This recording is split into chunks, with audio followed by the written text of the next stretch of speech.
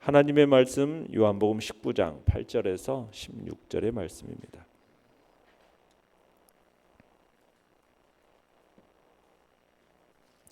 요한복음 19장 8절에서 16절의 말씀 우리 한 목소리로 같이 읽도록 하겠습니다. 요한복음 19장 8절에서 16절입니다. 시작. 빌라도가 이 말을 듣고 더욱 두려워하여 어디로부터냐 하되 예수께서 대답하여 주지 아니하시는지라. 빌라도가 이르되 내게 말하지 아니하느냐 내가 너를 놓을 권한도 있고 십자가에 못 박을 권한도 있는 줄 알지 못하느냐. 예수께서 대답하시되 위에서 주지 아니하셨더라면 나를 해할 권한이 없었으리니 그러므로 나를 내게 넘겨준 자의 죄는 더 크다 하시니라. 이러함으로 빌라도가 예수를 놓으려고 힘썼으나 유대인들이 소리질러 이르되 이 사람을 놓으면 가이사의 충신이 아니니이다. 무릇 자기를 왕이라 하는 자는 가이사를 반역하는 것이니이다. 빌라도가 이 말을 듣고 예수를 끌고 나가서 돌을 깐 뜰 히브리 말로 가바다에 있는 재판석에 앉아 있더라. 이날은 유월절의 준비일이요 때는 제6시라. 빌라도가 유대인들에게 이르되 보라 너희 왕이로다. 그들이 소리 지르되 없이하소서 없이하소서 그를 십자가에 못 박게 하소서. 빌라도가 이르되 내가 너희 왕을 십자가에 못 박으랴. 대제사장들이 대답하되 가이사 외에는 우리에게 왕이 없나이다 하니 이에 예수를 십자가에 못 박도록 그들에게 넘겨주니라. 아멘. 오늘 말씀의 제목은 세상의 권세라는 제목으로 말씀을 나눕니다. 빌라도는 예수님에게서 아무런 혐의도 찾지 못하죠. 그래서 예수님을 석방하고자 시도를 합니다. 빌라도는 예수님을 채찍질하고 또 능욕함으로써 이 흥분한 유대인들에게 만족감을 줘서 그들의 감정을 좀 누그러뜨린 후에 예수님을 석방하려고 한 겁니다. 하지만 그런 이 빌라도의 시도는 그가 계속해서 자신을 왕이라는 예수님을 비호할 경우에 로마의 황제에 대한 반역에 가담한 것으로 간주하겠다. 이렇게 유대인들이 협박해 오면서 이 타협도 결국 실패하게 되죠. 대신에 유대 군중들의 요구에 영합해서 예수님의 무죄를 확신하고서도 그에게 결국은 빌라도가 사형 선고를 내리게 됩니다. 그러니까 빌라도는 자신의 어떤 정치적인 지위의 위협을 느낀 나머지 유대 군중들의 요구에 결국에는 굴복하고 만 모습이 오늘 본문의 장면입니다. 내용 관찰 문제 1번입니다. 빌라도가 엄정하게 로마 법대로 재판을 했다면 예수님은 무죄로 풀려났을 것입니다. 그러나 그가 그렇게 하지 못한 이유는 무엇입니까? 자, 먼저 8절을 한번 읽어보겠습니다. 시작. 빌라도가 이 말을 듣고 더욱 두려워하여. 자, 빌라도가 두려워했다고 그랬어요. 무슨 말을 듣고 두려워했을까요? 바로 6구절에 보시면은 무리들이 주장한 외침이 있죠. 뭐라고 전해 들었습니까? 하나님의 아들이다. 예수님 자신이 하나님의 아들이라고 주장했다라는 이 무리들의 외침을 듣고서는 지금 빌라도의 마음이 더욱 두려워졌어요. 마태복음에 가보면은 예수님으로 인하여서 악몽을 꾸었다라는 아내의 꿈 이야기를 전해 듣는데 이 꿈 이야기가 또 빌라도의 뇌리에 겹치면서 아마 두려움이 더해졌을 것으로 보여집니다. 자, 그러면서 9절을 읽어보겠습니다. 9절 시작. 다시 관정에 들어가서 예수께 말하되 너는 어디로부터냐 하되 예수께서 대답하여 주지 아니하시니. 자, 너는 어디로부터냐라는 이 말은 어떤 말일까요? 예수님이 어디 출신이냐, 갈릴리 출신이라는 거 이미 다 알고 있잖아요. 그러면 예수님에 대한 어떤 출신지를 물은 것이 아니었겠죠? 이 얘기는 뭐냐면 너의 정체가 무엇이냐라는 거예요. 너의 정체가 무엇이냐. 그러니까 예수님의 어떤 육적인 기원이 아닌 어떤 영적인 기원을 묻는 질문이란 얘기입니다. 당시 로마인들은 어떤 생각을 믿고 있었느냐면 신이 인간의 모습으로 현현할 수 있다 이렇게 믿고 있었어요. 그러니까 지금 빌라도는 유대인들이 말한 예수 자신이 하나님의 아들이라고 주장했다라는 이 고발의 내용을 흘려버리지 못하고 오히려 사실이 아닌가 이렇게 생각하면서 당사자에게 지금 확인을 하고 있는 것입니다. 자, 이에 대해서 예수님은 어떻게 하시죠? 침묵하십니다. 그죠? 아무 말씀도 안 하십니다. 왜 그랬을까요? 이미 예수님께서는 자신의 정체성에 대해서 여러 번 설명해 주셨어요. 그럼에도 불구하고 이 빌라도가 이해하지 못하고 반복해서 지금 질문을 던지니까 이에 대해서 대답할 필요를 느끼지 못한 겁니다. 또 예수님은 이미 신문 과정을 통해서 자신의 무죄를 입증하셨어요. 그렇지만 빌라도나 유대 종교 지도자들로부터 풀려나는 게 예수님의 목적이 아니에요. 예수님의 목적은 뭡니까? 십자가형을 받아서 죽임 당하는 겁니다. 그것이 예수님이 이 땅에 오신 목적이기 때문에 자신이 가야 할 길이라는 사실을 잘 알고 계셨기 때문에 이에 대해서 자기가 풀려나고자 어떤 얘기를 하고 있는 게 아닌 겁니다. 자, 12절로 가보겠습니다. 시작. 이러함으로 빌라도가 예수를 놓으려고 힘썼으나 유대인들이 소리질러 이르되 이 사람을 놓으면 가이사의 충신이 아니니이다. 무릇 자기를 왕이라 하는 자는 가이사를 반역하는 것이니이다.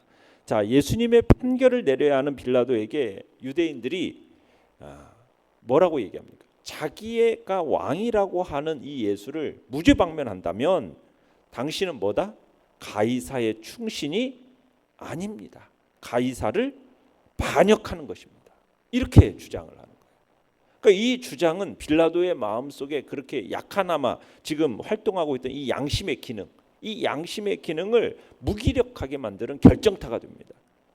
왜냐하면 이 당시 로마 황제는 티베리우스라는 사람이었는데 빌라도와 그다지 원만하지 못했던 관계가 있었어요. 그런데 만약 이 사건을 잘못 처리해가지고 유대인들의 원성을 사게 되고 그리고 이 일과 함께 자신의 비리가 황제에게 보고가 된다. 그러면은 그로 인해서 정치적으로 치명적인 타격을 입을 수밖에 없기 때문에 여기까지 이제 생각이 딱 미치니까 빌라도의 입장이 달라지게 된 겁니다. 더 이상은 무죄 방면을 주장할 수 없게 된 거예요. 이러다가는 가이사의 충신이 아니라 가이사에게 반역하게 된다라는 이 말이 결국에는 이 빌라도의 마음을 더 두렵고 그리고 예수님의 무죄를 더 이상은 변호할 수 없게 된 겁니다. 내용 관찰 문제 2번입니다. 빌라도는 나름대로 예수님 앞에서 자기의 권세를 내세워 보지만 결국 그가 가진 권세는 누구로부터 주어진 것이라 할 수 있습니까? 자, 10절 읽어봅니다. 시작. 빌라도가 이르되 내게 말하지 아니하느냐 내가 너를 놓을 권한도 있고 십자가에 못 박을 권한도 있는 줄 알지 못하느냐. 그 앞부분에서 예수님께 빌라도가 질문을 던졌을 때 예수님이 어떻게 하셨어요? 그 침묵으로 대답을 하셨죠. 이 침묵에 답답함을 느낀 빌라도가 자신의 권세를 들어서 지금 대화를 유도하고 있는 겁니다. 빌라도의 말대로 그에게 예수님을 살리거나 죽일 수 있는 권한이 있었죠.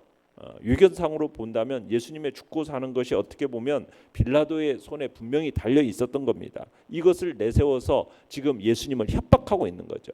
자기가 가진 것을 내세워서 지금 주장하고 대인 관계에 있어서 지금 우위를 점하려고 하는데 이런 모습은 대부분 경건하지 못한 사람들이 흔히 사용하는 처세술의 하나입니다. 자, 그들이 이렇게 하는 건 뭐예요? 자기 소유에 대해서 무지하기 때문이죠. 자기가 소유하고 있는 것이 마치 자기가 자기 것인 양 하나님께로부터 받은 것임을 알지 못하니까 이런 식으로 지금 잘못되게 사용하고 있는 겁니다. 자, 그러자 예수님이 11절에서 답변을 주십니다. 뭐라고 답변하십니까? 시작. 예수님께서 대답하시되 위에서 주지 아니하셨더라면 나를 해할 권한이 없으리니 그러므로 나를 내게 넘겨준 자의 죄는 더 크다 하시니라. 자, 예수님께서는 빌라도의 권세가 누구로부터 주어진 거래요? 하나님께로부터 주어진 것이라는 거. 네가 할 수 있는 일들이라는 것은 결국 하나님의 섭리에 의해서 제약받는다라는 사실을 말씀하고 계시는 겁니다. 그러니까 빌라도가 비록 총독의 위치에 있다고 할지거나 있고 또 생사를 마치 자기가 좌우할 수 있는 권세를 지니고 있는 것처럼 보여지지만 이 모든 것 역시 하나님의 섭리하에 있다라는 겁니다. 그러니까 사람이 가진 권세, 그 권세라는 것은 한계가 분명히 드러나는 거죠. 사람의 권세는 하나님의 섭리에 의해서 제약받게 되어 있는 거예요. 이 세상에 인간에게 있어서 절대 권력이라는 건 없습니다. 존재하지 않습니다. 절대라는 말은 누구에게만 사용되는 거예요? 하나님께만 사용되어질 수 있는 단어입니다. 유한한 인간에게는 어울리지 않는 표현이 바로 절대라는 표현이에요. 모든 권세는 하나님께로부터 나는 거고 하나님이 허락해 주셔야만 그 권세를 사용할 수 있음을 지금 주님이 말씀하고 계시는 겁니다. 그러니까 권세자들이 생각할 때 자신의 위치, 자신의 한계에 대해서 분명히 깨달아 알아야 되는 거죠. 그러니까 하나님 앞에서 결코 자만해서는 안 되는 겁니다.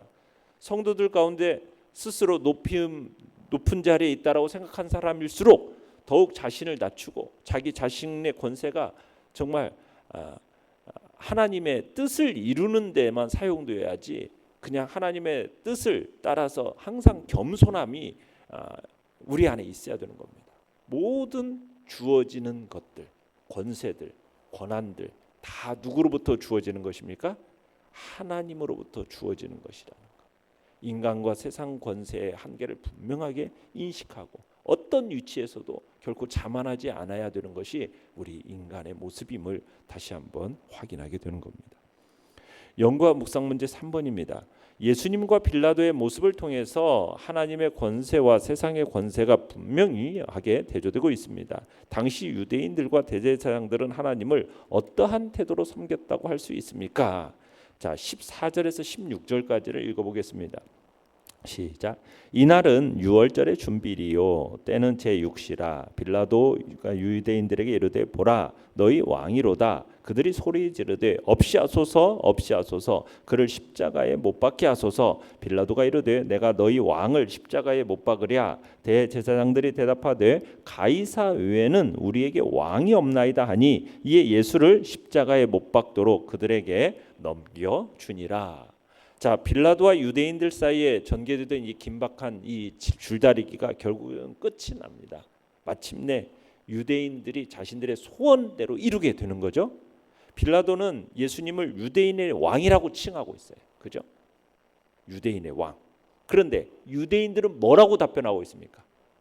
가이사 이외에는 아무도 자신들의 왕이 아니다. 이렇게 잘라 말하고 있어요.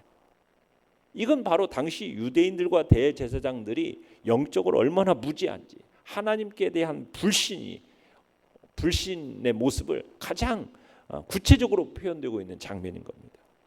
그러니까 유대인들은 지금 예수님께서 그들의 왕됨을 단호하게 거부하고 있는 겁니다. 하나님의 그분을 보내신 하나님의 통치에 대해서 지금 거부 의사를 밝히고 있는 거다라고 얘기할 수 있는 거죠. 그러니까 유대인들은 이미 하나님의 백성이 아닌 거예요.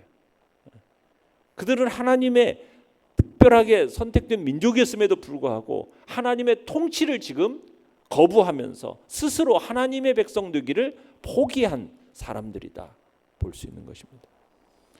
느낀 점 4번입니다. 당신은 교회에서는 내 주님이 예수님이라고 하면서 밖에서는 세상 권세에 굴복하는 사람은 아닙니까? 여러분, 참 성도와 교인을 구분하는 이런 지극히 간단합니다.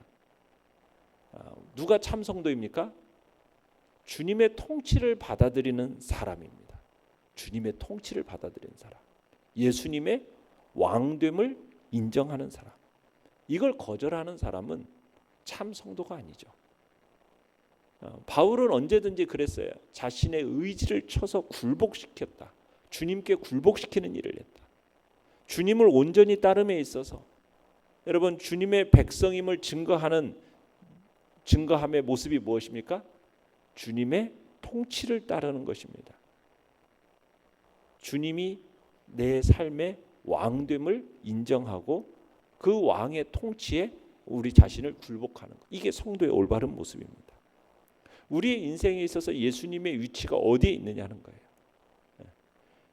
우리가 진정 참 성도로서 인정을 받으려면 우리의 인생 전체가 누구에게? 예수님의 통치를 받아야 되는 거죠. 나의 통치의 자리, 내 통치의 의지의 자리에 예수님이 계시게 해야 된다는 겁니다. 무엇이든지 그분의 결정하시고 한 바를 하시는 바를 따르고자 해야 되는 거죠. 이게 참 성도의 모습인 겁니다. 아무리 말로는 신앙 고백하고 성경의 조예가 깊고 또 교육에 영향력이 있고 그런 위치에 있는 사람이라 할지라도 주님의 통치를 거절한다면 그는 성도가 아닌 겁니다. 하나님을 참으로 경외하는 제 여부는 예수님에 대한 태도에서 입증이 되는 겁니다. 예수님에 대한 태도. 예수님은 하나님께서 보내신 분이요 그리고 나의 온전한 왕이요 통치자이심을 믿고 그분의 통치에 온전히 순종함으로 하나님을 경외하는 것. 이것이 바로 진정한 성도의 모습이요. 예수님의 왕되심과 통치를 거부한다면 그건 하나님을 업수히 여기는 것이다. 우리는 주님을 온전한 왕으로서 우리의 삶의 어떤 자리에서든지 예수님의 통치의 자리에 우리가 서겠다라는 결단이 있기를 바랍니다. 결단과 적용 5번입니다. 당신이 하나님의 권세에 복종하며 예수님을 모셔야 하기에 극복해야 할 일은 무엇입니까? 자, 이 세상에는 아무 생각 없는 사람이 있는가 하면 잘못된 생각에 지배되어 사는 사람들이 있죠. 우리는 이들 중 어디에 해당돼서도 안 됩니다. 우리는 언제든지 예수님의 생각에 초점 맞춰 살아야 돼. 예수님의 생각. 그분이 어떻게 생각하실까? 그분이 뭘 원하실까? 이게 우리의 관심이어야 됩니다. 우리의 모든 것을 그분의 눈을 통해서 보고 그분의 심장으로 느끼려고 해야 되는 거죠. 우리의 존재 가치가 예수님과의 관계에 전적으로 달려 있다라는 것. 이것을 우리는 생각하고 여기에 우리의 관심을 집중해야 되겠습니다. 세상을 더 의식하고 자신의 위치를 세우기에 급급한 그런 모습이 아니라 정말 예수님이 우리의 왕 되심과 예수님은 나를 향하여 어떤 마음과 어떤 생각일까? 우리는 여기에 우리의 관심과 초점을 맞추고 오늘 한 날도 살아가시기를 간절히 바랍니다. 오늘의 기도 같이 읽겠습니다. 시작. 적당히 타협하며 살지 않고 내 삶의 모든 영역 가운데 주님의 왕 되심을 고백하게 하소서. 아멘. 말씀을 생각하며 기도하시고요. 연약한 우리의 지체들을 위해서 기도해 주시기 바랍니다. 그리고 오늘도 주님의 은혜 안에서 승리하는 복된 한 날 될 수 있게 달라고 주여 우리 세 번 부르짖으면서 간절함으로 기도하겠습니다. 주여 주여 주여